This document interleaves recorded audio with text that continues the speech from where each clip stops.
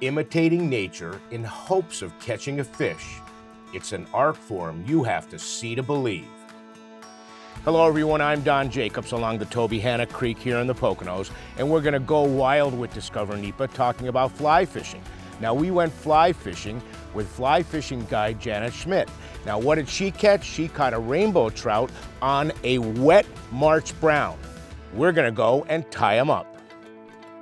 We're gonna use orange thread. We actually want that orange thread to bleed through a little bit through the dubbing material. It's going to actually provide a really good color that's imitating the March brown. The whole hook gets covered? Yeah, so we put a base down when you're tying to create a base for material to hang on to. So we're going to cover the whole shank of the hook until I get to where the barb is sticking up. So when I let this hang down, the thread should be right about where the barb of the hook is, okay? So now we're going to put the tail in. So this fly can be tied in a lot of different ways. I know some people will watch somebody tie and say, well, I don't do it that way, or, you know, this is the way you should do it. There's a lot of ways to do the same thing. Sure. So traditionally, this is tied with actually partridge tail, and that's what I'm going to use today. The tail really has 3 strands, but I'm going to tell you, I've never found a trout that could count.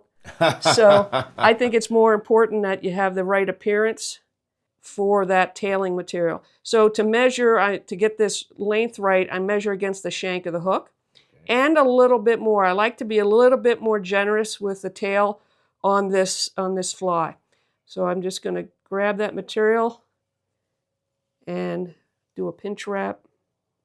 And if you feel like you've got too much in the tail, you can always tweak some of those fibers out.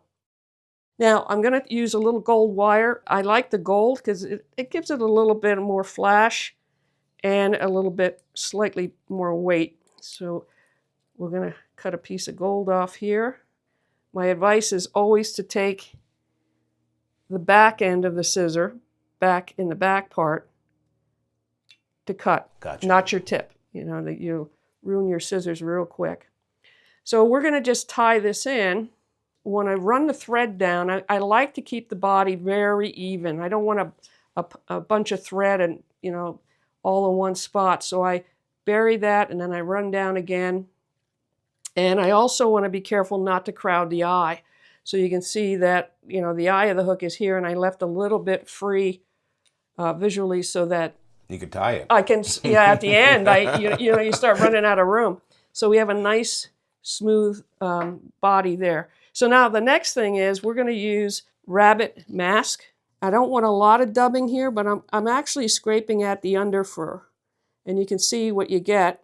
Oh, yeah. That little bit. So I'm going to take that, going to put a little bit of wax on this thread. I don't want to wax it too much. Sometimes I just put it on my finger and just run it on the thread because I don't want it to gunk up. Okay, then I'm just going to take some of that dubbing, and it looks like I have hardly anything there, but the hair dubbing is nice because it's a bit spiky, and that's what I want to do to get this nice body going. And then you want to twist that onto the thread in one direction. Okay, you don't go back and forth. That was often a mistake new tires make. They go back and forth and they're undoing what they just did. So now the orange will bleed through here a little bit, and I want that. So I'm not tying this real tight. Just want to make it nice and smooth. Now, another question always comes up is like, well, how much dubbing did you know to put on there? And well, it's just through experience. Sure. You're going to put too much sometime and then not enough, and you will figure it out. The major part here is you're having fun, you're enjoying yourself, and you're creating something that you go out on the stream or the creek or the river and you catch a fish on it. Nothing is more pleasing that, you know, you fooled them with the pattern that you tied. Okay, so now I ribbed that with the gold, and I'm just going to tie this off. Janet then pulls off a brown partridge feather for the next step. So now I've created this pullback of the fibers, and then I'm going to nip off this end here, and then I'm just going to tie in that point. Okay, now with your hackle pliers. And this gets crazy because this likes to go all different directions. So you really got to work it with your hands. Okay, so I hold this up and I just stroke this back. Oh my goodness, I see that. Yeah, and then we want this to look like legs. So I'm going to come up here and tie that off. And then what a change in that fly. Yeah, now I'm going to stroke all this back. I want to really get this pushed back. And it's giving it more of a leggy look now. Okay, now I'm going to tie in my quills. So that's going to be the wing of the fly. And we want, again, this to curve down over the back. So we're going to tie it in right about there. And then trim. I like to trim a little bit at a time. And then a whip finish, which I do by hand.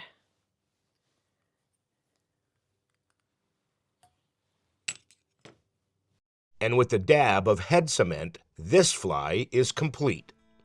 And there we have it. And there you have it. And what is that? This is the March Brown Wet.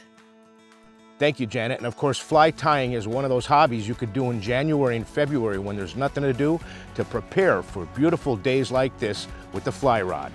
Now, for this episode of Go Wild with Discover NEPA and all the other episodes, you can go to DiscoverNEPA.com or subscribe on YouTube.